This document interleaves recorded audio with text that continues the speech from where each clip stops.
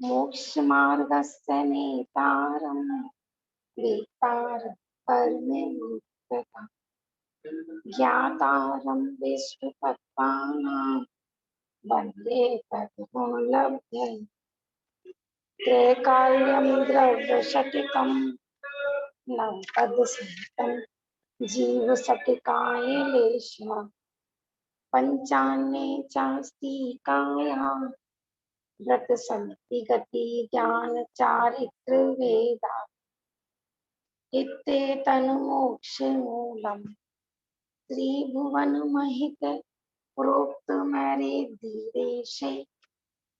प्रतीयेति शतधाति स्पर्शति च मतिमान् यस्य वै शुद्ध दृष्टि सिद्धे जयकुसिद्धि चौविहाराहर फलं पत्ते वन्दिता अरिहन्ते मोक्षम् आराहणा कंसो उज्जुवणमुज्जुवणम् रेवाहणं ताहणं चरणं दंसहणाचरितं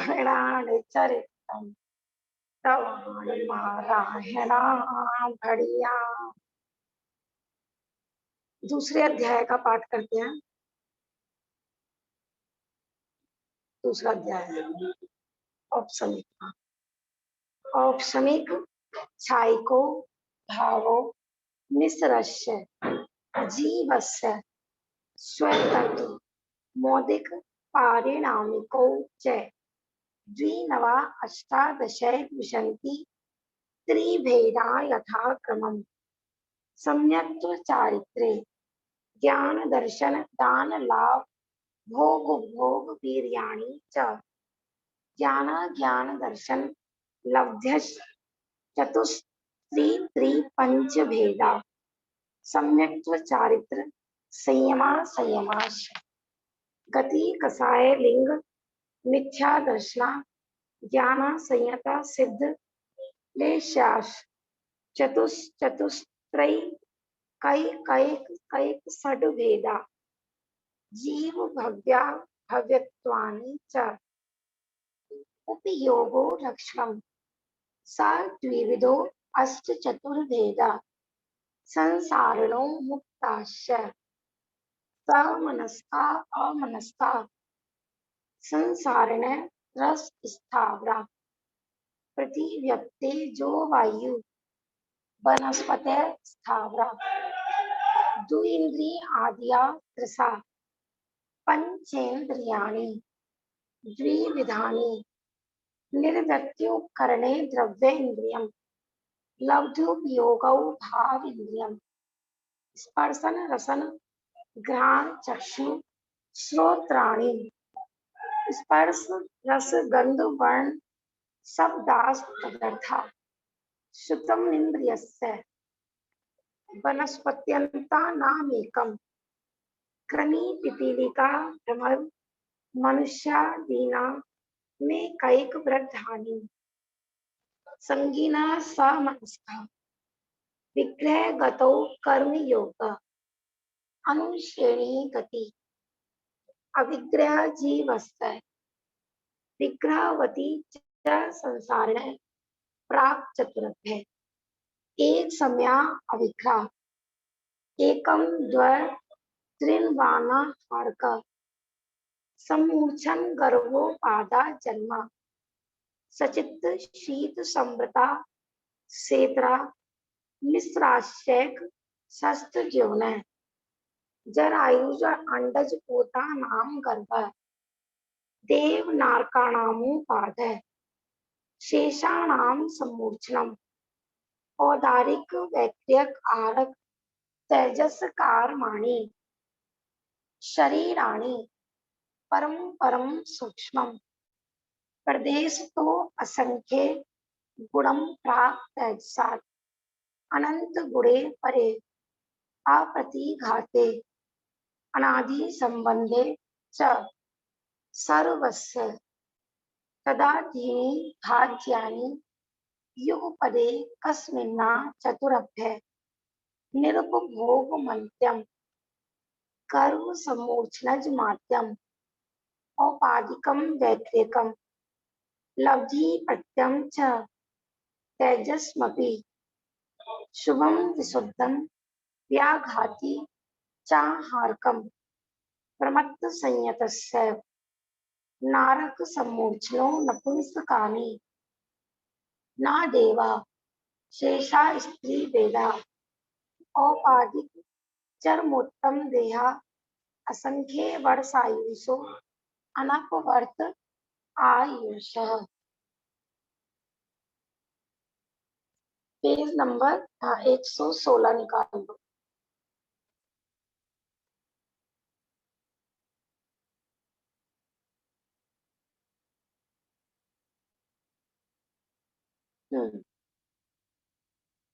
विग्रह गति के बारे में हमारा प्रारंभ हुआ था विषय।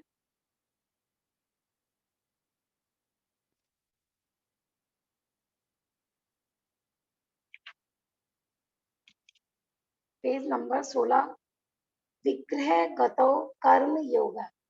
पेज नंबर बेटा 116 उस वाले में निकालना है। इसमें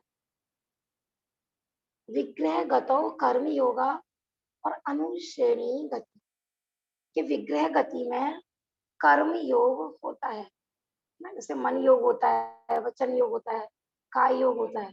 तो इन तीन के माध्यम से हमने बताया था ना 7 प्रकार के काय योग होते हैं। औदारिक काय योग, औदारिक मिश्र काय योग, वैक्रियक काय योग, वैक्रियक मिश्र काय योग, आहरक काय योग, आहरक मिश्र काय योग, और एक होता है कारमान काय योग। तो विग्रह गति में, विग्रह गति माने कि यहाँ से हमारा मरण हो गया और अभी दूसरा शरीर हमको प्राप्त नहीं हुआ है, यानी यहाँ का शरीर छूट गया, नया शरीर अभी मिला नहीं है। उस बीच की जो गति है उसको क्या बोलते हैं? विग्रह गति। ठीक है ना। वैसे तो गति तो हम आप भी करते हैं, अभी भी हम घर से यहाँ पर आए हैं, ये गति है ना। गति माने गमन करना, लेकिन यहाँ विग्रह गति माने कि शरीर रहित, औदारिक शरीर रहित जीव की गति, उसको कह रहे हैं यहाँ पर विग्रह गति। तो विग्रह गति में जो कर्म आते हैं वो कारमाण काय योग के निमित्त से आते हैं। वहाँ कर्मों के निमित्त से आत्म प्रदेशों का चंचलपना होता है, उससे कर्मों का आना होता है। अनुश्रेणी गति कल हमने बताई थी ना कि जो जीव का गमन होता है ना, जैसे यहाँ पर कोई जीव मरा, अब वो दूसरी गति में उसको जाना है, तो मानो तिरछा जाना है उसको, तो तिरछा गमन नहीं होता है। अनुश्रेणी माने कि आप ऐसा विचार कर कीजिए कि जो 3 लोक का आकाश है उसमें ऐसे लंबे, जैसे बताया था ना उसकी तरह, ग्राफ की तरह लंबी सीधी लाइन और आड़ी तिरछी लाइन।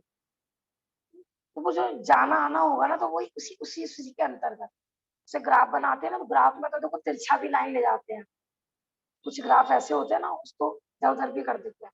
लेकिन अनुश्रेणी गति माने श्रेणी के हिसाब से ही गति होगी, है ना। तिरछी दिशाओं में गति नहीं होगी। देखो पढ़ते हैं पहले थोड़ा, फिर समझ में आएगा।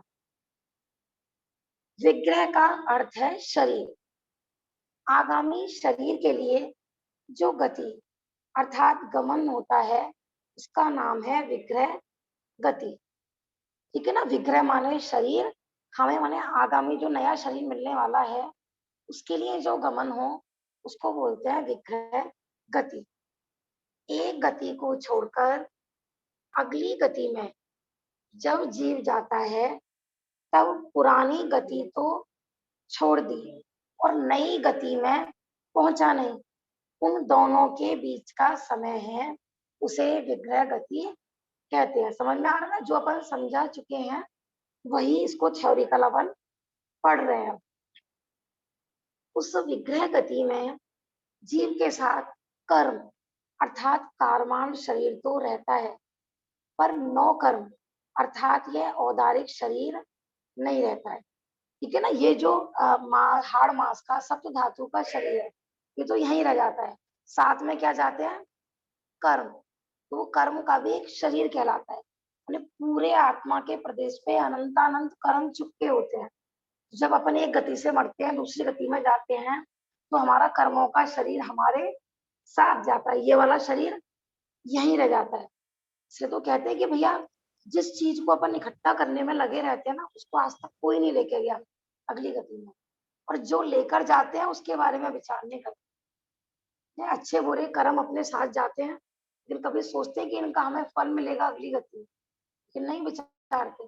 और जो चीज साथ नहीं जाती है रात दिन बस उन्हीं की संभाल में लगे, इस शरीर बस ये फिट रहे, इसके इसके चिंतन में, घर मकान दुकान परिवार पैसा इसी के चिंतन में लगे रहते हैं, जबकि ये आज तक किसी का भी साथ नहीं गया है। तात्पर्य यह है ये विग्रह गति में केवल कारमान शरीर क्यों लिया है? तेजस शरीर भी तो जीव के साथ रहता है अनादिकाल से। तेजस शरीर भी होता है लेकिन तेजस शरीर मुख्यतः ना औदारिक शरीर पर ही काम करता है। यद्यपि तेजस शरीर भी जाता है लेकिन तेजस शरीर का कार्य क्या है कि शरीर में गर्मी पैदा करना, तेज पैदा करना, तो वो वहां पर मतलब उतना काम नहीं करता है जितना कि वो नौ कर्म माने औदारिक शरीर के साथ करता है, ऐसा। ठीक है। दूसरा जो 7 प्रकार के काय योग होते हैं ना उसमें तेजस काय माने तेजस शरीर के निमित्त से आत्मा के प्रदेशों में कंपन नहीं होता है, इसलिए तेजस योग नहीं लिया है। ठीक है, हाँ जी। जिस अवस्था में कर्म ग्रहण होने पर भी नौ कर्म का ग्रहण नहीं होता है उसको बोलते हैं विग्रह गति। माने इस समय हमारे नौ कर्म परमाणु नहीं आ रहे हैं, तो विग्रह माने यहाँ रुकना भी होता है। नौ कर्म परमाणुओं का आना रुका हुआ है इसलिए भी इसको विग्रह गति बोलते हैं। माने शरीर के योग्य परमाणु का हमसे विग्रह है, वो हमसे दूर है, वो अभी रुके रुके हुए हैं। इस विग्रह के लिए होने वाली गति को विग्रह गति कहते हैं। ये दोबारा समझा दीजिए, ये वाली लाइन, बोल्ड लाइन वाली। हाँ, जिस अवस्था में कर्म का ग्रहण होने पर भी नौ कर्म का ग्रहण नहीं होता है वह कहलाता है विग्रह। यहाँ पर ये कह रहे हैं, मेरे को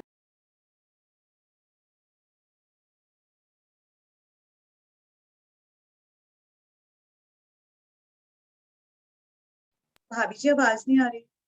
हाँ देखिए यहाँ पर ये कह रहे हैं कि माने विग्रह विग्रह गति माने विग्रह माने क्या कि जिस अवस्था में कर्म तो ग्रहण होते हैं लेकिन नौ कर्म का ग्रहण नहीं होता है, तो ऐसी अवस्था को क्या बोलते हैं विग्रह। विग्रह का क्या मतलब हुआ यहाँ पर? हाँ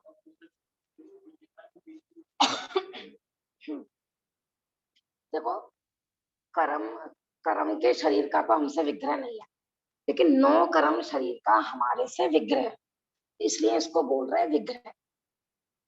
विग्रह के देखो कई अर्थ हो गए। एक विग्रह माने शरीर के आगामी शरीर के लिए जो गति हो उसको कहते हैं विग्रह गति। दूसरा कह रहे हैं यहाँ पर कि हमारा नौ कर्म से विग्रह है, उसको समझ लीजिए एक तरह से विरह है, माने अभी हमारा नौ कर्म का शरीर हमारे साथ नहीं है, इसलिए कह रहे हैं विग्रह। इस विग्रह के लिए होने वाली गति को क्या बोलते हैं विग्रह गति। ठीक है ना, तो विग्रह के दो तरह से अर्थ करती है, एक तो नया शरीर मिलेगा इसलिए विग्रह गति, या फिर इस समय शरीर के योग्य परमाणु नहीं आ रहे इसलिए विग्रह। जब विग्रह गति में जीव होता है ना तो वहां पर औदारिक शरीर के योग्य परमाणु नहीं आते, तो इसलिए भी उसको विग्रह गति कहते। कर्मों के समूहों को कारमान शरीर कहते हैं और आत्म प्रदेश के परिस्पंदन को योग कहते हैं। देखो विग्रह गति में ना कारमान शरीर होता है, कर्मों का शरीर बना हुआ हमारे साथ होता है, तो उस कारमान शरीर के निमित्त से आत्म प्रदेशों में क्या होता है परिस्पंदन होता है। परिस्पंदन माने आत्मा के प्रदेश कंपायमान होते हैं, घूमते हैं, तो उसको बोलते हैं योग। तो आत्मा के प्रदेश घूमते हैं तो क्या होता है फिर नए कर्म आते हैं, तो विग्रह गति में भी ऐसा नहीं है कि जीव के कर्म नहीं आ रहे, वहां पर भी सारे कर्मों का आना जाना होता रहता है। किसके कारण? कारमान शरीर के कारण। ऐसा, ठीक है ना। माने इस अनादि संसार अवस्था में एक भी समय ऐसा नहीं है कि जिस समय जीव को कर्म नहीं बनते है। माने कर्म इतने ईमानदार हैं और उनका इतना ऐसा माने सजग होके अपना कार्य करते हैं कि एक माने ऐसा नहीं है कि हमने कोई पाप किया तो वो भूल गए। कई बार ऐसा होता है ना, अपन किसी पापी को देखते हैं तो हमें लगता है इतना पाप करता है, इसको तो फल मिलता ही नहीं है, और अपन इतना धर्म कर रहे हैं, हमें तो पुण्य का उधर दिख नहीं रहा। तो क्या कहीं कर्मों में गड़बड़ हो जाती है क्या? कर्म भूल जाते होंगे बदलना? ऐसा नहीं है, कभी ऐसा नहीं है। माने हमारे हिसाब किताब में गड़बड़ी हो सकती है, लेकिन जड़ होते हुए भी कर्मों के हिसाब किताब में जरा सी भी गलती नहीं होती। नहीं, ये तो देखो हमने कल भी बताया था, भाई साहब का प्रश्न है, कोई आदमी मर जाता है फिर जिंदा हो जाता है, वो मरने की ही गलतफहमी हो गई। हमने बताया ना, देखो पहले जमाने में तो बहुत होता था, क्योंकि ज्यादा डॉक्टर्स वगैरह पर तो टेस्टिंग कराते नहीं थे। अब देखा वो मूर्छित हो गया है, या फिर उसकी जो मेन नाक से श्वसन क्रिया हो रही थी ना, वह बंद हो गई है, तो घर के लोगों को भ्रम हो जाता था कि भाई ये मर गया है। अब वो मरा समझ के उसको वहां पे दफनाने गए या जलाने गए, लेकिन थोड़ी देर बाद उसकी मानो मूर्छा खत्म हुई। कई बार ऐसा ना, वो अर्थी हिलने लगती है, खोल के देखा तो वो आदमी जिंदा निकला। तो ऐसी घटनाएं बहुत मिल जाएंगी आपको अपने रिलेटिव में। पुराने जमाने में बहुत सुनने में आता था कि वो उसको शमशान घाट पे ले गए और वो वहां से वापस आ गया, तो वास्तव में वो मरा नहीं था, हमें गलतफहमी हो गई थी उसके मरने। ठीक है ना, ऐसा कभी नहीं हो सकता कि कोई मर जाए और मर के दोबारा उसी बॉडी में आ जाए। मानो कोई मनुष्य मर जाए और दोबारा वो इसी इसी डेड बॉडी में दोबारा से जन्म ले, ऐसा कभी नहीं होता है।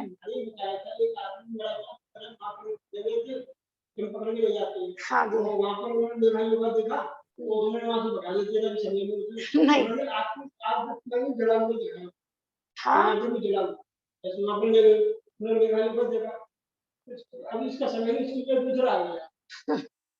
देखो ये सब जो अपन पढ़ते हैं ना, भाई सब का कहना ये है कि उन्होंने ऐसा सुना होगा रिलेटिव में, देखा भी है। वो कह रहे हैं देखा भी है कि कोई आदमी मर गया पर वो जब जहाँ पर ऊपर गया उसका लेखा जोखा करा तो देखा तो यहाँ तो जगह ही नहीं है, या अभी उनका टाइम नहीं हुआ है मरने का, गलती से आ गए ऊपर, तो उनको वापस भेजे जाओ। ये देखो ये सब क्या है, ये सब काल्पनिक कथा है, रियलिटी ऐसी नहीं है, ऐसे कभी नहीं होता। हमने कहा मरने के बाद आत्मा गई और उसको वहां जगह नहीं मिली, ऐसी कोई गति नहीं है जहां पर जगह ना हो। ये गति में असंख्यात निरंतर मर रहे हैं, निरंतर नए जन्म ले रहे हैं, नरक गति में निरंतर। उस जीव का स्वप्न भी हो सकता है, ये स्वप्न हो या सोच हो, उस तरह से बात सोच रहा हो वो इस तरह की। हाँ, ऐसे भी हो सकता है, कई बार ना गलत फहमी भी हो जाती है ना। तो ऐसा कभी नहीं हो सकता, नहीं तो देखो सारी जिनवाणी झूठी हो जाएगी। और देखो लॉजिक से भी सोचिए, माने यमदूत ऐसे इतने सारे जीव निरंतर असंख्यात नहीं, अरबों माने अनंत जीव ले सकते हो आप, अनंत जीव निरंतर मर रहे हैं, निरंतर जन्म ले रहे हैं, वो एक यमदूत बैठ के कैसे लेखा जोखा करेगा सबका? ऐसे तो देखो, आप ये देखो यहाँ पर मानो वैक्सीन लग रही है, एक साथ 1-2 हजार लोग लाइन में वैक्सीन लगवाते हैं, तो वो लगाने वाले ना पागल जैसे हो जाते हैं, कईयों से गड़बड़ भी हो जाती है। कई का तो ऐसे सुनने में आया, वैक्सीन लगाई दवाई नहीं गई, बस लगाया और उनको दवाई चढ़ी ही नहीं। इतनी इतनी गड़बड़ मनुष्य करता है। यमदूत है जो भी है, उन्हें पॉसिबल ही नहीं है, ये एक व्यक्ति का कार्य हो ही नहीं सकता ऐसा। ये तो क्या है कि बचपन से ही टीवी सीरियल हो या अन्य मतों की कथा हो, वहां पर ऐसा होता है कि यमदूत होता है, फिर वो हिसाब किताब एक डायरी रख, कितने का हिसाब किताब रखेगा ये बताओ। अब देखो कितने कितने की संख्या आती है, अकेले दिल्ली में कितने मरे आप न्यूज में देखते होंगे, यहाँ 150 मरे 200 मरे, दूसरे अरे पूरे हिंदुस्तान में कितने लोग मरण को प्राप्त होते हैं एक दिन में। फिर जब हिंदुस्तान में इतने होते हैं तो फिर इतने सारे विदेश, तो पूरी पृथ्वी पर एक दिन में कितने मरते होंगे। और फिर मनुष्य ही नहीं, तिरंज गति, फिर देव गति, फिर नरक गति, तो सबका लेखा जोखा करना, बताओ कितनी डायरी बनाता होगा वो यम, और सबका एक एक हिसाब। अब देखो अनंत जीव है, अब वो उसकी आंखें तो दो ही है ना, मतलब यमराज को भी बिल्कुल मनुष्य जैसी शेप में दिखाते हैं, उसके दो सींग निकले रहते हैं। अब वो अनंत जीवों का कैसा देखेगा बचपन से लेकर बुढ़ापे, माने जब तक वो मरण को प्राप्त होते हैं, माने कितनी आंखें बनाएगा वो, केवल ज्ञानी तो है नहीं वो, कितनी आंखें बना के वो सबका लेखा जोखा देखेगा, पागल जैसा हो जाएगा वो। वहां बैठे बैठे देखो, एक सर्वज्ञ के अलावा और किसी में पावर नहीं है कि वो वहां बैठे बैठे तीन लोग के जीवों को देख सके, क्योंकि मरण तो तीन लोग में हो रहा है ना। हमें तो खाली हमने देख लिया मनुष्य गति देव गति, त्रसनाली के बाहर भी तो अनंत जीव हैं, पृथ्वी जल अग्नि वायु वनस्पति।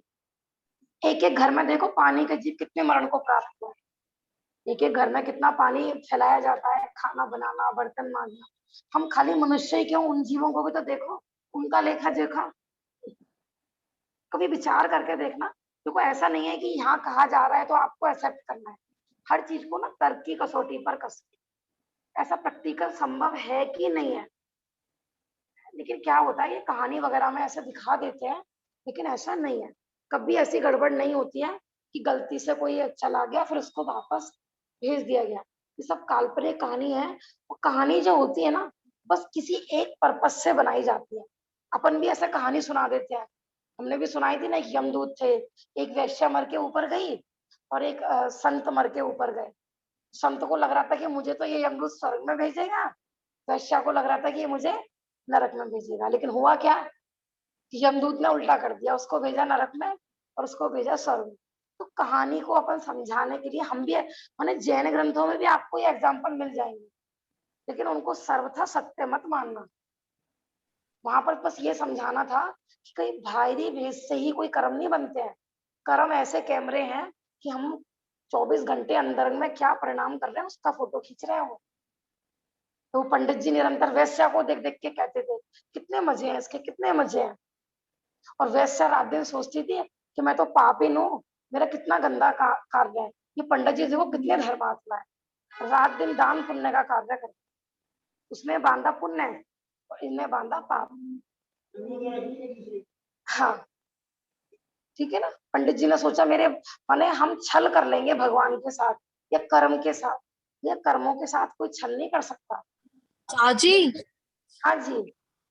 चाची जैसे कोई जीव कोमा में होता है, हाँ जी। उसमें उसको कुछ पता तो होता नहीं है कि मतलब वो कोई हरकत तो करता नहीं है, तो तब भी उसके कर्म बनते रहते हैं। और क्या, मतलब बनते नहीं बनते।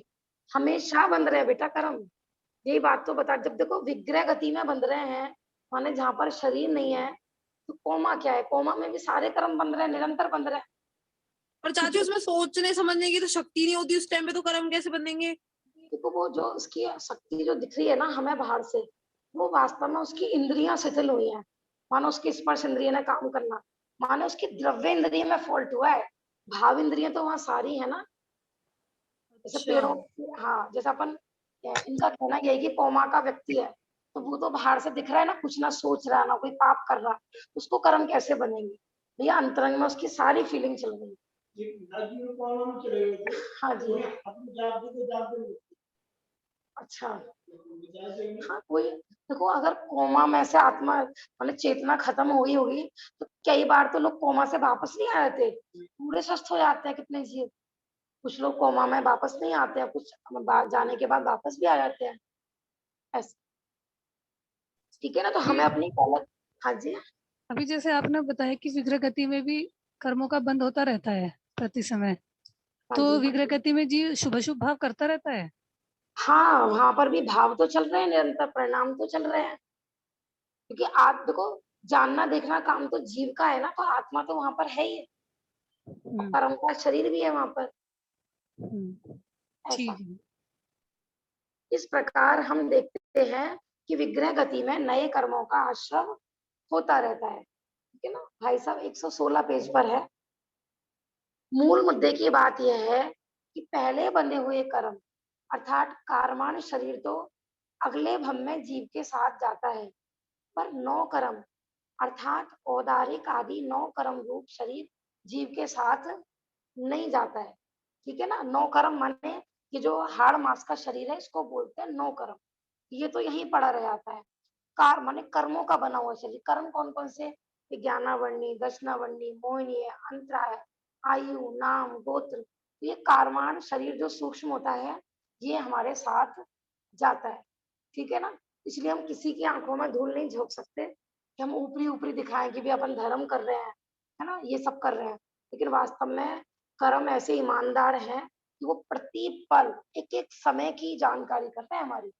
24 घंटे हम सीसीटीवी कैमरे की कैद में रहते हैं, कर्म रूपी कैमरे की कैद में। तो ये कभी मत सोचना कोई नहीं देख रहा मैं, कोई नहीं जान रहा मैं। अभी धर्म में देखो, कर्म में तो कर्म में लोग धर्म में भी मायाचारी करते हैं। हम बार बार कहते हैं ना, कभी दिखाने के लिए तो मत करना। भाभी जी, हेलो भाभी जी, ये जो विग्रह गति में जो जीव होता है तो जीव के क्या भाव इंद्रिय भी होती है? भाव इंद्रियां हैं वहां पर, द्रव्य इंद्रियां नहीं है वहां पर। अच्छा, तो भाव इंद्रिय है तो इसी वजह से वो मन वचन काय से कुछ ना कुछ सोचता रहता है, तो इसी वजह से उसको ये कर्म बनते रहते हैं विग्रह गति के अंदर। क्या इसी हाँ को हम ऐसे ही समझना चाहिए? हाँ जी, अच्छा, ठीक। हाँ, भाव इंद्रियां वहां पर पूरी है।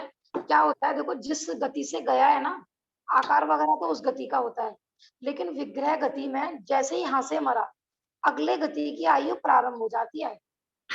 अगले गति का जो है ना, अगले गति की जैसे परिणाम ये सब प्रारंभ हो जाते हैं, तो उसके भाव इंद्रिय के योग से सारे परिणाम वहां पर चलते रहते हैं।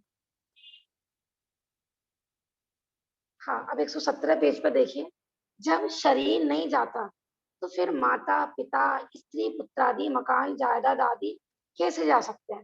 कहने कि भैया जब ये तेरा शरीर जिसको तू रात दिन अपना अपना कहता है ना, रात गिनता है न दिन गिनता है, रात दिन इसका अवक्ष से, अन्याय से, अनीति से इसका पोषण करता है, जब यही नहीं जाता फिर घर मकान दुकान माता पिता कहाँ से जाएंगे। मैंने जो आप देखो पूरी जिंदगी हमारी इन्हीं की संभाल में रहती है, लेकिन अपने बारे में चिंतन नहीं जाता कि भैया कि जब एक यात्रा पे कुछ दिनों के लिए अपन जाते हैं तो नाश्ता लेके जाते हैं, लेकिन जब हम माने पूरी इस पर्याय को छोड़कर जाएंगे तो अगले भव में क्या ग्रहण करेंगे। पाप ही बांध के जाएंगे तो वहां पर पापों का फल भोगेंगे, जैसा तो बोएंगे वैसा वहां पर काटेंगे। विग्रह गति में बुद्धिमान आयु लगाएंगे क्या? क्या विग्रह गति में बुद्धिमान आयु लगाएंगे? विग्रह गति में देखो, आयु जो मेन है ना, आयु तो वहीं से माने जो शरीर मिल जाएगा ना, क्योंकि आयु औदारिक शरीर से प्रारंभ होती है, जब वो पर्याप्त हो जाए। हाँ, आयु प्रारंभ होगी औदारिक शरीर से, माने जैसे गर्भज है तो जब वो गर्भ में आ गया है, उपपाद जन्म है तो वो पूरा देव है वो पूरा हो गया है, माने शरीर बनने के बाद से आयु प्रारंभ होगी उसकी। होगा बाकी आपने सात कंटिन्यू बनते रहते हैं। आयु क्रम ही एक ऐसा होता है कि जो मतलब पूरे दिन माने सिर्फ अपकर्ष काल में ही बनता है ऐसा। ठीक। लोक के मध्य से लेकर ऊपर नीचे और तिरछे क्रम से स्थित आकाश प्रदेश की पंक्ति को श्रेणी कहते हैं।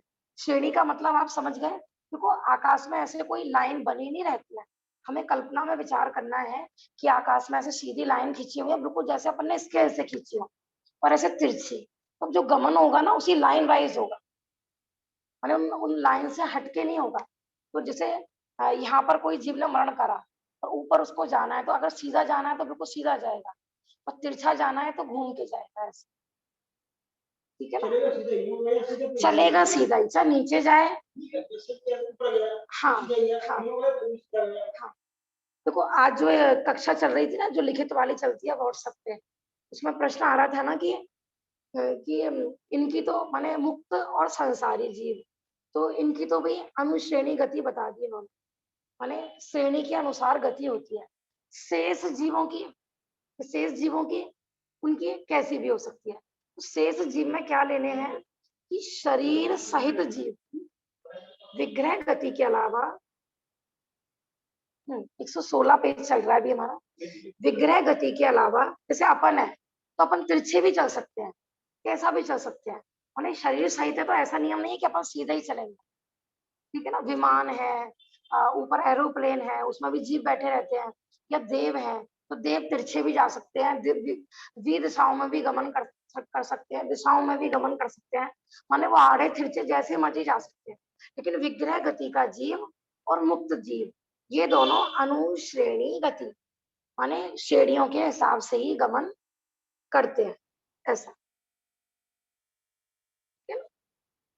मरण के समय जब जीव एक भव को छोड़कर दूसरे भव के लिए गमन करते हैं, मुक्त जीव ऊर्ध गमन करते हैं, तब उनकी गति अनुश्रेणी अर्थात श्रेणी के अनुसार ही होती है। ठीक है ना, मुक्त जीवों की। और जब एक शरीर को छोड़कर दूसरे शरीर को प्राप्त करने के लिए जाते हैं, इन सबकी गति अनुश्रेणी गति होती है, श्रेणी के अनुसार ही गति होती है। पुद्गल का शुद्ध परिणमन भी जब एक समय में 14 राजू गमन करता है, तब वह श्रेणी के अनुसार ही गमन करता है। देखो, संसार अवस्था में जब आत्मा होती है तो शरीर सहित ही होती है, तो वहां पर पुद्गल भी तो होते हैं। आप सपोज करो पूरा 3 लोक है, 3 लोक में एक जीव ना सबसे नीचे के पॉइंट पे है, वहां उसका मरण हो रहा है। 3 हवाएं होती है ना, तो सबसे जो अंतिम हवा है उसका नाम है तनु बातवल है। तो किसी जीव का मरण हुआ सबसे नीचे 3 लोक के बिल्कुल सेंटर में, और उसका जन्म कहाँ पर होना है? सबसे ऊपर, जहां पर सिद्ध माने सिद्ध भगवान तनु बातवल है, माने तनु बातवल के अंत में। तो इतनी पावर है जीव की भी और पुद्गल की भी। माने यदि सीधा गमन करे, माने किसी जीव का यहाँ मरण हुआ है और सीधा बिल्कुल यहाँ उसको जन्म लेना है, तो एक समय में गमन कर सकता है, पुद्गल भी है और जीव भी। ये है इन दोनों की पावर, गमन की पावर। बाकी देखो जो 4 द्रव्य हैं वो गमन नहीं करते हैं, ना तो धर्म द्रव्य चलता है, ना अधर्म द्रव्य चलता है, ना आकाश चलता है और ना ही काल चलता है। सिर्फ जीव और पुद्गल ये 2 द्रव्य ही गमन करते हैं। और मोक्ष जाने के बाद तो सिद्ध भगवान का गमन भी रुक जाता है, लेकिन पुद्गल तो निरंतर गमन करते रहते हैं। पुद्गल का तो काम ही है पूरे और गले। समझ आ रहा है ना? देखो जितने भी ये जो मोबाइल फोन है, ये सब चीजों की इसी आधार पर ही तो इनकी सबका आविष्कार हुआ है। अपन यहाँ बैठ के बोलते हैं और हमारी आवाज कहाँ कहाँ पहुंच जाती है। अभी हमारी जूम पे बैठी होंगी भाभी जी, कनाडा से बैठी होंगी, हम यहाँ बोल रहे हैं, वो कनाडा में हमारी आवाज पहुंच रही है। कैसे पहुंच रही है बताओ? ये तो भाभी जी सैटेलाइट होता है ना, सैटेलाइट से हो रहा है सारा ये तो। देखो हमें लगता है सैटेलाइट से हो रहा है, वास्तव में ये पुद्गल की गमन करने की पावर। सैटेलाइट क्या करता है? सैटेलाइट एक तरह से कैमरे की तरह है, वो कैच करता है ना, तो वो एक तरह से कैमरे की तरह हो गया। लेकिन ये पुद्गल की माने भाषा वर्णना में इतनी पावर है, हमने कोई शब्द बोला, ठीक है ना, तो वो इतनी स्पीड में वो भाषा वर्णना वहां तक पहुंच जाती है, इतना स्पीड एक समय में। माने देखो ये तो सिर्फ अपन यहाँ की बात कर रहे हैं, विदेश की, अमेरिका, कनाडा वगैरह। माने यहाँ तो ये तो कुछ भी गति, यहाँ तो ज्यादा दूरी है ही नहीं। माने 14 राजू, पूरे 3 लोग, पुद्गल परमाणुओं की पावर। ऐसा ऐसा आता है साइंस में भी, जो ये सब आविष्कार हुए हैं ना, सब माने मैथ हो, साइंस हो, सब अपने जैन ग्रंथों से निकले हैं। इतना कहीं पर है ही नहीं ये सब परमाणु वगैरह का। जब आएगा ना अजीब द्रव्य का वर्णन अपन पढ़ेंगे परमाणु के बारे में। तो भाभी जी ये जो पुद्गल परमाणु गमन करता है, इसको कोई माध्यम चाहिए होता है, ये अपना आप स्वतः ही गमन कर सकता है? ये स्वतः गमन कर सकता है, इसको किसी की भी आवश्यकता नहीं है कि ना। एक शुद्ध पुद्गल परमाणु में इतनी पावर है कि वो 14 राजू गमन कर सकता है। इसमें लिखा हुआ भी देखो। कोई उदाहरण भी दे सकते हैं आप, समझा सकते हैं इसको कैसे? मतलब आपको लग रहा है कि आपने बताया और हमें लग रहा है, इसको कैसे समझे मतलब हम? देखो हमने मरण का ही उदाहरण दिया है ना। कोई जीव तनु वातवल्य में मरण को प्राप्त हो, माने नरक के 7 नरक के नीचे जो निगोद आदि है उसके भी नीचे 3 हवाएं होती हैं, तो वो अंतिम हवा का कोई जीव है, सपोज करो वायु का एक जीव है, उसको मरण करके सिद्ध शिला पर जो जहाँ पर सिद्ध क्षेत्र है तनु वातवल है, हवा का जीव ही उसको बनना है, मर के वापस वायु का एक ही जीव बनना है। तो अब उसकी गति कैसी है कि सीधी। 2 तरह की गति आई है ना यहाँ पर, एक विग्रह गति, एक अविग्रह गति। विग्रह गति माने एक विग्रह गति का एक अर्थ ऋजु गति भी होता है, सीधी गति। तो यदि वो बिना मोड़ लिए सीधा गमन करेगा ना, तो एक समय में वो यहाँ से मर के तुरंत जन्म कर सकता है, वो सिर्फ एक समय में। नहीं, उसके लिए तो हम जीव की बात कर रहे हैं, जीव में तो चैतन्य है, इसी वजह से चलो वो गमन कर रहा है, लेकिन पुद्गल में जीव ना, नहीं है। तो वहां पर उसका माने उसके कार्माण प्रदीप माने पुद्गल भी है वहां पर, क्योंकि कर्मों का शरीर भी है वहां पर, तेजस शरीर भी है वहां पर। हम्म, हम्म। पर वो भी हम कह सकते हैं ना भाभी जी कि वो जीव के माध्यम से गति कर रहे हैं, क्योंकि वो जीव के साथ कार्मान शरीर लगे हुए हैं उसके, इसी वजह से वो गति कर रहे हैं। तो नैमित्तिक संबंध कह सकते हैं। भाई साहब का प्रश्न है कि भाई वहां पर तो आत्मा है जो जीव मरण कर रहा है ना, और दूसरी जगह जन्म ले रहा है, तो हम ये कहेंगे कि वो पुद्गल जो गमन कर रहा है ना, वो जीव की वजह से कर रहा है। देखो, ये तो अपन कर पढ़ते ही है ना, स्वतंत्रता का सिद्धांत, ये सब निमित्त नैमित्तिक संबंध है। वास्तव में वहां पुद्गल की तो अपनी योग्यता है गमन करने की, और जीव की अपनी योग्यता है। यदि पुद्गल में पावर नहीं होती, तो जीव में पावर नहीं थी कि वो उसके निमित्त से ऊपर 14 राजू गमन कर सकता था। जैसे अपन कहते हैं ना कि धर्म द्रव्य जीव और स्वयं चलते हुए जीव और पुद्गल को चलने में निमित्त होता है। लेकिन अगर जीव और पुद्गल में चलने की पावर ही नहीं होती, तो किसमें ताकत थी कि वो उनको चलाते? तो इसमें हम उनकी स्वयं की ही योग्यता नहीं। और बात रही देखो शुद्ध परमाणु की, तो यहाँ पर जो एग्जाम्पल दिया हुआ है ना, पुद्गल का शुद्ध परमाणु भी, तो यहाँ जीव की अपेक्षा नहीं लिया है। यहाँ पर शुद्ध परमाणु माने कि जो अकेला एक परमाणु है, उसकी पावर भी बताई है कि एक समय में 14 राजू गमन कर सकता है। माने वहां कोई आत्मा नहीं है, वो जीव नहीं है, सिर्फ ओनली जड़ है, वो अजीब है। हाँ, क्योंकि देखो शुद्ध परमाणु हमारे ज्ञान का विषय नहीं बनता है, अपन आगम से ही प्रमाण समझते हैं क्योंकि परमाणु तो अपने ज्ञान जितने भी ये बोलते हैं ना, परमाणु बम, एटम बम, ये सब स्कंद ही है। परमाणु किसी को नहीं दिखाई देता है, वो सिर्फ केवल ज्ञानी को दिखाई देता है, या सर्वावधि ज्ञानी का विषय बनता है। तो अपन नहीं देख सकते कि अपन तो अनुमान से, ठीक है ना, कि जैसे हमने बताया था एक बार, एक ब्रह्मचारी शीतल प्रसाद जी की एक पुस्तक है, उसमें पढ़ा था कि जैसे मानो दिव्य ध्वनि खिल रही है इस समय विदेह क्षेत्र में सीमंदर परमात्मा की, और अपन को यहाँ पर कोई शंका हुई और अपनी तीव्र विशुद्धि हो रही है, तो कई बार हमें शंका हुई और उनकी दिव्य ध्वनि में जो पुद्गल वर्गणाएं खिली थी, वो हमसे टकराई और हमारा सॉल्यूशन हो गया। ऐसा भी एग्जाम्पल आता है। भाई साहब आप इधर बैठ जाइए, ठीक है ना, ऐसा। तो ये पुद्गल की पावर, ठीक है ना। अब घर बैठे हैं, पूरे हिंदुस्तान में कहीं भी कोई भी कुछ भी चल रहा है, अपन लाइव घर में बैठ के देख रहे हैं, मोबाइल में सब बैठ के लाइव देख रहे हैं। ये सब पुद्गल परमाणुओं की गमन की पावर ही है। वहां पर जरूरी नहीं कि वो जीव सहित परमाणु है, वो ओनली परमाणु अजीब ऐसा। ताजी हाँ बेटा, ताजी श्रेणी का मतलब बता दो। श्रेणी माने यहाँ पर माने क्रमशः, एक के बाद एक क्रम से, माने सरल रेखा को श्रेणी बोल सकते हैं। यहाँ पर सरल रेखा माने सीधी रेखा क्रम में। अच्छा, और चाची क्रम और श्रेणी का भी कुछ आपस में होता है? आपस में क्या, जो श्रेणी जैसे देखो, जैसे अपन सीढ़ियों पर, वैसे तो श्रेणी माने जैसे अपन बोलते हैं ना छप्पर की श्रेणी, तो श्रेणी माने ना सीढ़ी भी होती है। तो अपन किसी सीढ़ी पर चढ़ेंगे तो क्रम से ही तो चढ़ेंगे, ऐसे तो नहीं है कि पहले को छोड़ के फिर सीधा 10वीं पे पहुंच गए, फिर 5वीं पे आ गए, फिर चौथी पर आ गए। कहीं भी अपन चढ़ेंगे ऊंचाई पे तो क्रम से चढ़ेंगे, माने क्रम से चलना ऐसा। अच्छा, विग्रह गति बताया ना, तो एक गति से जब जीव मरण के बाद दूसरी गति में जाता है तो उसी को तो विग्रह गति बोलते हैं। हाँ जी, एक तो गति से दूसरी वो गति। उसमें क्वेश्चन में आया कि शरीर को बोलते हैं। हाँ देखो मैं बताती हूँ, विग्रह का अर्थ शरीर भी होता है। माने अच्छा, आगामी नए भाभी जी का प्रश्न है कि विग्रह माने शरीर आया, तो विग्रह माने विग्रह का शाब्दिक अर्थ शरीर भी होता है। नए शरीर के लिए जो गमन हो, नए शरीर की प्राप्ति के लिए जो गमन हो, हाँ, तो शरीर की प्राप्ति के लिए गमन होने के कारण उसको विग्रह गति कहते हैं। एक विग्रह गति का ये अच्छा, अर्थ हुआ। एक दूसरे विग्रह अच्छा, गति अच्छा, का अर्थ ऐसे भी ले सकते हैं कि जहाँ विग्रह माने व्याघात, माने रुकना, स्टॉप या वियोग।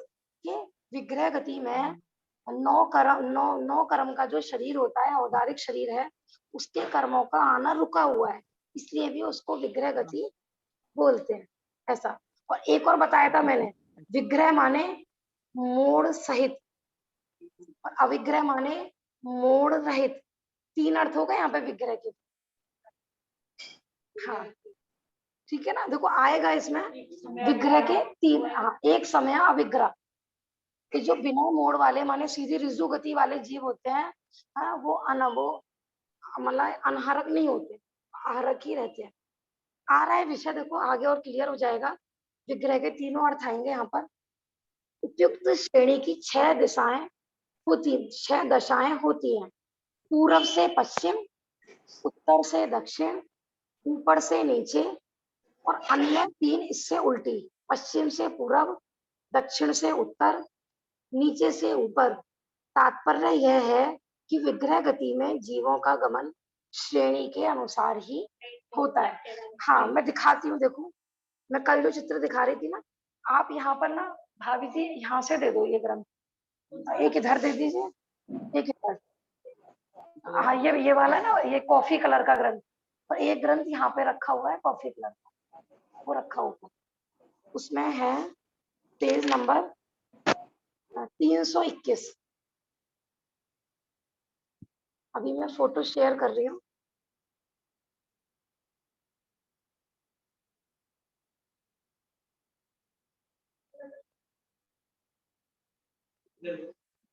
हाँ अब पेज नंबर 321। हाँ देखिए पेज नंबर 321, सूत्र नंबर 28, अध्याय नंबर 2। तत्वार सूत्र की टीका है, इसमें ये चित्र बना हुआ है, भाग 1। हाँ भाग 1 ही है ना। हाँ नीचे लिखे होते हैं इसमें, नीचे पेज नंबर, भाभी जी आप निकाल दीजिए 321। आप सूत्र, अगर पेज नंबर नहीं मिल रहा है ना, तो आप सूत्र वाइज निकाल लीजिए। अध्याय 2 सूत्र नंबर 28, ठीक है ना, क्योंकि ये आगे के सूत्र से रिलेटेड है इसलिए। हाँ तो हो सकता है नए एडिशन में पेज नंबर अलग हो। देखो देखिए, हाँ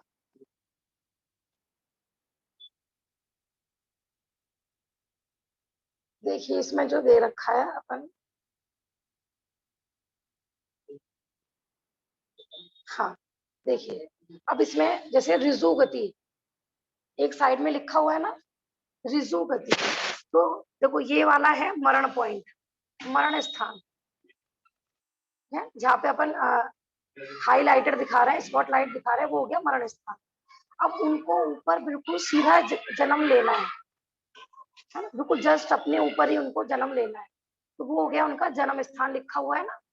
हाँ तो जो सीधा गमन होता है ना, इसको बोलते हैं रिजु गति, और इसको अविग्रह गति भी बोल सकते हैं। मतलब सीधी तो जाती है, वो मुड़ेगी कैसे? हाँ माने देखो सीधी भी जा सकती है और तिरछी भी जा सकती है, बस अंतर ये है कि वो सरल रेखा में ही चलेगी। माने वो जैसे अपन है ना मल्टीप्लाई का चिन्ह बनाते हैं, प्लस का चिन्ह बनाते हैं, तो ऊपर नीचे, पूरब पश्चिम, उत्तर दक्षिण, समझ में आ रहा है ना। और जो 10 दिशाएं होती है ना, आग्नेय, नैऋत, वैदव्य, माने वो मल्टीप्लाई रूप में, ये दिशाएं माने जो कोण रूप में अपन बनाते हैं, उन दिशाओं में गमन नहीं होती। ये हो गई रिजु गति। और देखो, और जो मोड़ वाली गति है, जैसे इन्होंने यहाँ पर दिखा रखा है, एक लांगलिका गति लिखी हुई है, ये सब आएंगे, फिर भी मैं आपको बता दे रही हूँ। लांगलिका माने यहाँ पे हल, देखो सबसे नीचे बना रखा है मरण स्थान, फिर अब उनको तिरछा जन्म लेना है, तो वो चाहते तो ऐसे चले जाते, लेकिन ऐसा नहीं जाते, तिरछा नहीं जाते, पहले सीधा गमन करा, फिर तिरछा गमन करा, और फिर वापस सीधा। सेप बन गई हल की जैसी, जैसे हल होता है ना, जो खेत जोतते हैं हल, तो हाँ हाँ ऐसे भी कर सकते हैं। इसमें भी क्या होता है देखो, हाँ भाई साहब का प्रश्न अच्छा है। देखो ये जो लांगलिका गति बना रखी है ना, इनका प्रश्न है कि पहला सीधा ऊपर से जाता और साइड में मुड़ जाता। तो इसमें भी क्या होता है कि जीव पर डिपेंड होता है कि वो 1 मोड़ा लेगा, 2 मोड़ा लेगा कि 3 मोड़ा लेगा। ऐसा भी आता है ग्रंथों में, है ना। जैसे कोई जीव बहुत थका हुआ है, माने अभी कोई जीव ने ना अंतर मुहूर्त में 66,336 बार मर के चुका है, जन्म लेकर चुका है। तो बेचारा इतना थक गया है और उसको जन्म लेना है बहुत दूर जाके, तो वो ऐसा नहीं है कि एक बार में पहुंच जाएगा वहां पर, तो बेचारे को रुक रुक के चलना वाला है ना। जैसे युवा होते हैं तो वो स्पीडली चलते हैं, है ना। तो वृद्ध होते हैं तो वो मंद गति से और रुक रुक के बैठ बैठ के चलते हैं। तो 3 मोड़े कौन जीव लेगा? हाँ।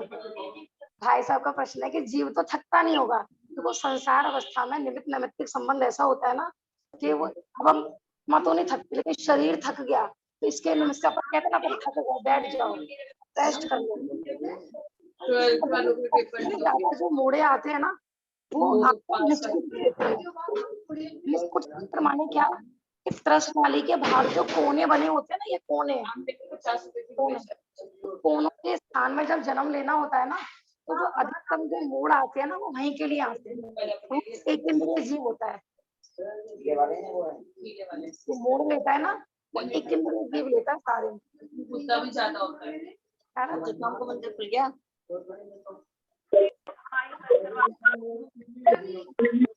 हाँ जी, नहीं 3 मोड़ से ज्यादा नहीं होते किसी का। माइक ऑन है, माइक ऑफ कराइए पहले। माइक बंद करवा दीजिए। हाँ वही कर रही हूँ मैं। वो क्या होता है चीजें पढ़ने के बाद ना अपन माइक म्यूट नहीं कर पाते। भाभी जी, लांगलिका गति क्या होती है? लांगलिका माने हल के समान, जिसकी शेप बैठे, माने जो मोड़े आए हैं ना इस शेप में आ रहा है। देखिए आप, ये जहाँ पर हमने लाल स्पॉटलाइट पे कर रखा है, तो वो लांगलिका गति ना, हल की शेप, जैसे हल होती है ना इस तरीके से, इस तरीके का होता है। तो ये 2 मोड़े वाले गति को बोलते हैं लांगलिका गति। 3 मोड़े वाली गति को बोलते हैं गोमूत्रिका गति। 1 मोड़े वाली गति को बोलते हैं पाणी मुक्ता गति। ऐसे देखो, इसमें आप इस चित्र से देख सकते हैं जन्म स्थान अलग दिखाई हुआ है। जैसे पाणी मुक्ता है, पाणी माने होता है हाथ, तो हम अपने हाथ से ना कोई भी चीज गिराएंगे तो वो कैसे गिरेगी? ऐसे, माने उसमें 1 मोड़ा आएगा, इसलिए इसको बोलते हैं पाणी मुक्ता गति। माने 1 मोड़, हाँ मुक्ता माने होता है छूटना, गिरना। हाँ, माने हमारे हाथ से कोई चीज छूटे, गेंद हो, कोई भी वस्तु हो, जैसे जिनवाणी में गेंद का एग्जाम्पल भी आता है। अपन ऐसे कोई भी चीज गिराएंगे उसमें 1 मोड़ा आएगा। पाणी मुक्ता माने हाथ से कोई चीज छूटे तो वो एक मोड़ आता है। लांगलिका माने हल की शेप में वो गति आ जाए, उसको लांगलिका गति, ये 2 मोड़ की होती है। तो सबसे अधिक 3 मोड़ बताएं गोमूत्रिका गति। तो ऐसा एग्जाम्पल आता है कि गौ जब मूत्र करती है ना तो वो मूत्र 3 मोड़े लेता है। अब हमने तो नहीं देखा, मुनिराज क्या है कि वे जंगलों में ही रहते थे, ग्रंथ सब जंगल में निवास करने वाले, है ना, दिगंबर मुनिराजों ने लिखे हैं। तो उन्होंने देखा होगा कि गाय जब मूत्र करती है तो वो 3 मोड़े लेती है। हाँ, माने गिरता है फिर उछलता है ऐसे, कि मेरे को ख्याल में नहीं है, मैंने कभी देखा नहीं गिरते हुए इस तरीके।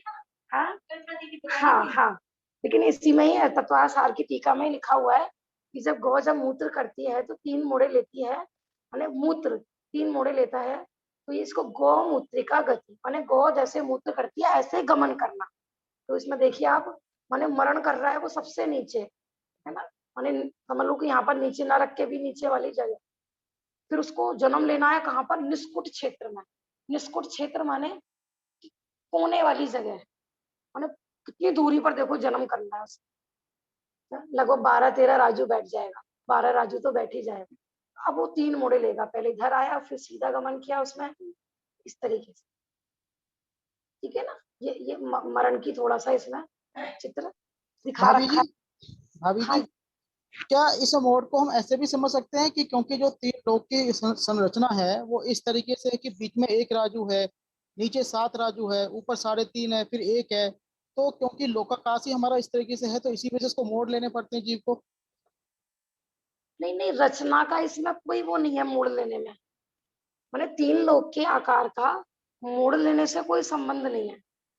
क्योंकि एक जीव अगर नीचे से जा रहा है और वो बिल्कुल कोने से जा रहा है तो लोकाकाश तो हमारा इस तरीके से कि बीच में एक एक राजू हो जाता है, तो इसीलिए उसको पहले बीच में आना पड़ता है मोड़ लेके, फिर वो ऊपर जाता है। तो क्या ये भी मान सकते हैं क्या?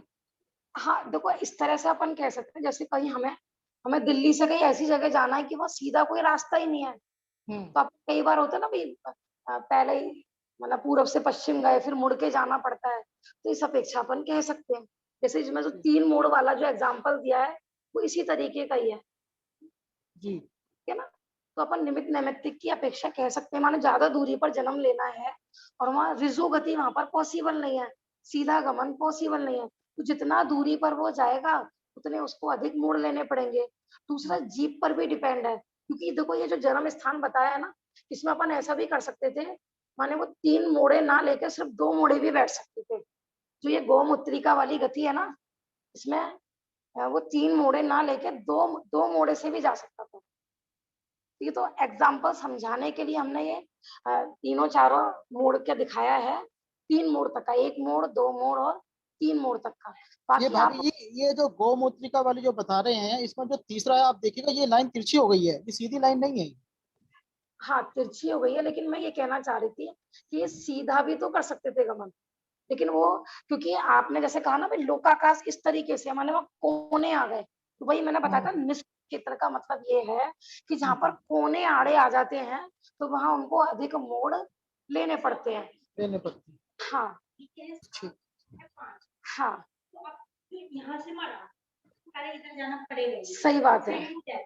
हाँ उधर पे भी पीछे पीछे ऊपर जाना है। हाँ तो वहां पे हम कोने के निमित्त से मोड़ अधिक हुए ऐसा भी कह सकते हैं, कह सकते हैं। ठीक है ना। तो जो तत्वार सु टीका है ना, उसमें इसको निष्कुट क्षेत्र लिया है, तो निष्कुट का मैंने अर्थ भी ढूंढा था, तो निष्कुट का अर्थ मुझे यही मिला कि कोने के निमित्त से, माने जब कोने वाली जगह होंगी ना वहां पे उनको मोड़ा लेना ही पड़ेगा, ऐसा।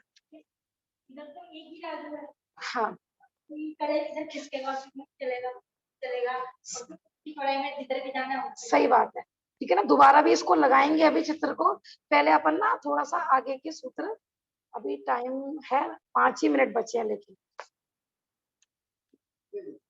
हाँ हाँ लेकिन इससे पहले मैं कल एक प्रश्न आया था मेरे पास, वो बताती हूँ मैं। जैसे विग्रह गति को लेकर ही व्यंतर को लेकर प्रश्न था, कल अपन व्यंतर की चर्चा कर रहे थे ना, तो वो कह रहे थे कि बहुत लोग ऐसे होते हैं ना, हमारे घर के बुजुर्ग होते हैं, तो वो मर के ना व्यंतर बन जाते हैं, और वो यदि हम उनके नाम के कपड़े नहीं निकालते हैं, उनके नाम का भोजन नहीं निकालते हैं, तो वो आ जाते हैं, कहते कि तूने मेरे को कपड़े नहीं दिए।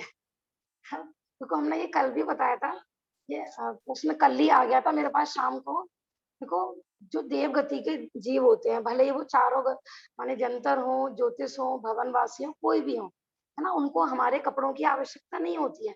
वो तो सब देव देवमयी उनकी वेशभूषा होती है, सब रत्नमयी, है ना। उनका तो इतना, देव का नाम ही देव इसलिए होता है ना, दिव्य शरीर का धारी होता है, दिव्य उनका वैभव होता है, तो उनको आवश्यकता नहीं होती है। तो हमने कभी उनके साथ कुछ ऐसा बुरा किया हो कि वो हमसे सिर्फ बदला लेते हैं, हमें उनको ना परेशान करने में मजा आता है। मैंने कहा ना तीव्र द्वेष चला जाए साथ में, या तीव्र राग चला जाए, तो वो आ जाते हैं ऐसा। और बाकी उसमें ये है कि हम यदि दृढ़ता रखें, है ना, देखो हम उनको हर साल कपड़े देते रहेंगे तो वो तो मांगते रहेंगे, वो कहेंगे देखा ये हमसे कितने उल्लू बन रहे हैं, हम मांगते हैं और ये दे देते हैं उनको भी, क्योंकि उनको आप जितना सम्मान दोगे ना, तो वो उतना तो बार बार आएंगे वो तो आपके घर में, है ना। तो ऐसा नहीं है कि उनको कपड़े की आवश्यकता है या वो भोजन करते हैं, है ना। जैसे मानो कहते ना हमारी सास थी, कोई कहता हमारे परदादा थे या ददिया ससुर थे, हाँ हाँ। और देखो वो कपड़े भी यदि आप देते हो ना, ऐसा होता है ना, शादी ब्याह होते हैं तो बहू की ससुराल से आएगा, या बच्चा हुआ है तो वो बहू के पियर से आएगा, सॉरी पियर से ही आता है दोनों में।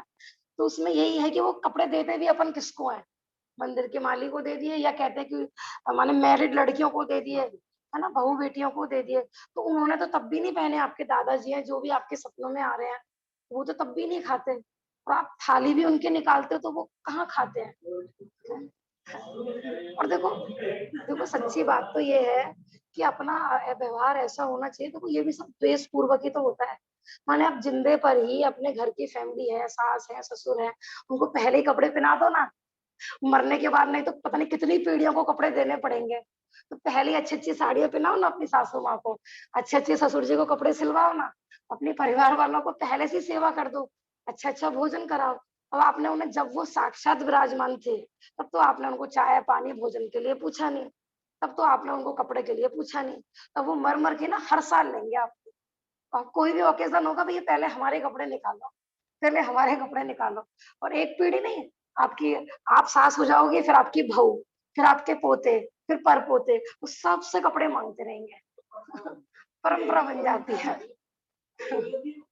समझ में आ रहा है ना? अब परंपरा को तोड़े कैसे? मैंने कहा ना तत्व ज्ञान के अभ्यास से दृढ़ श्रद्धान हो कि हम वीतरागी के अलावा कहीं पूज्यपना नहीं करेंगे, कहीं भी मस्तक नहीं झुकाएंगे।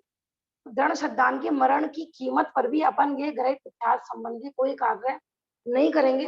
और आपने एक बार परंपरा छोड़ दी दृढ़ इच्छा कर, है ना, दृढ़ता से, तो आप देखो आप आगे आने वाली कितनी पीढ़ियों को ग्रहित इतिहास से रहित कर दो। एक गलत परंपरा ना कितनी पीढ़ियों में चलती है।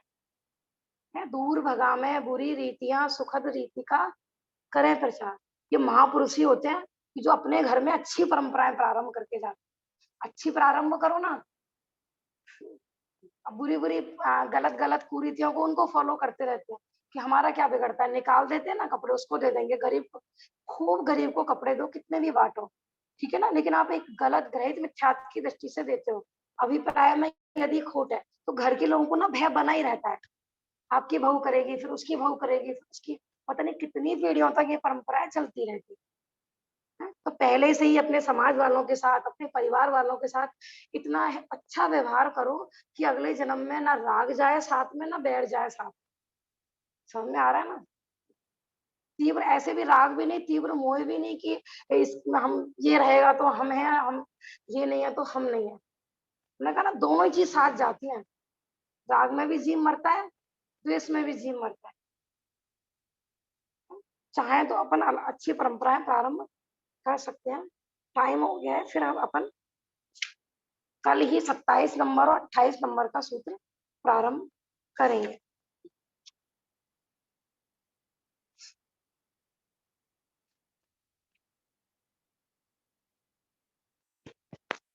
निज निधि निज ने बताए, यह अनंत उपकार है उसके लिए जिन वाणी माँ वंदना सतवा।